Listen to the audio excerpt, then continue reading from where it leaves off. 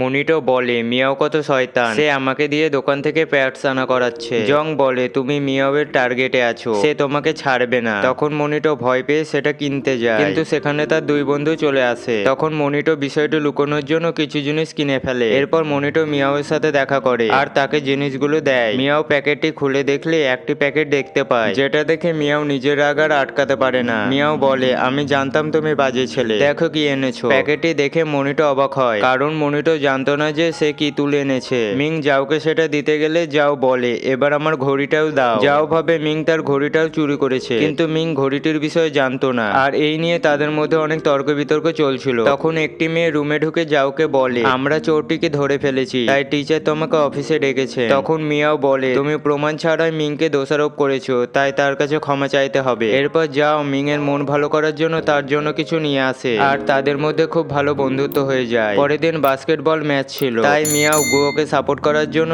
তার জন্য chair leader হতে চাইছিল, কিন্তু সিট ফুল হয়ে যাওয়ায় মিয়াওকে নেয় না। তখন গুয়ো এসে মিয়াওয়ের জায়গা করে দেয়। এরপর কোচ সবার পারফরমেন্স নেয়, কিন্তু মিয়াওয়ের পারফরমেন্স বাজে হওয়ায় তাকে রিজেক্ট করে দেওয়া হয়। তখন মিং এর মাথায় একটি আইডিয়া আসে, মিয়াওকে গ্রুপে ঢোকানোর জন্য দুজনে মিলে ডান্স করে কোচকে ইমপ্রেস করে তোলে। এরপর খেলা চলাকালীন তারা দুজনে একে অপরকে সাপোর্ট করতে থাকে, তাতে জং এর উৎসাহ আরে বেড়ে যায়। এরপর বিশ্রামের সময় মিং জং এর জন্য জল নিয়ে যায়, কিন্তু জং সেটা নেয় না। মিয়াও গুয়োর জন্য জল নিয়ে গেলে অন্য একটি মেয়েকে তার সাথে কথা বলতে দেখে মিয়াওয়ের খারাপ লাগে। মিয়াওকে উদাস দেখে মিং এর খারাপ লাগে। তারা জানতে চাইছিল মিয়াওয়ের সাথে কি হয়েছে। তখন মিং গুয়োকে অন্য একটি মেয়ের সাথে হাসিখুশি দেখে ভাবে নিশ্চয়ই এদের মধ্যে ব্রেকআপ হয়ে গেছে, তাই মিয়াও আজকে ক্লাসে আসেনি। এরপর মনিটো জানতে পেরে মিয়াওয়ের সাথে দেখা করতে যায় আর মিয়াওয়ের মন ভালো করার চেষ্টা করে। আসলে মনিটো মিয়াওকে ভালোবাসে, কিন্তু সে তার মনের কথা কিছুতেই বলতে পারে না। দুশ্চিন্তার বিষয় হলো মিয়াও মনিটোকে পাত্তা দেয় না, সে সবসময় মনিটোর সাথে থেকে ঝগড়া করতো।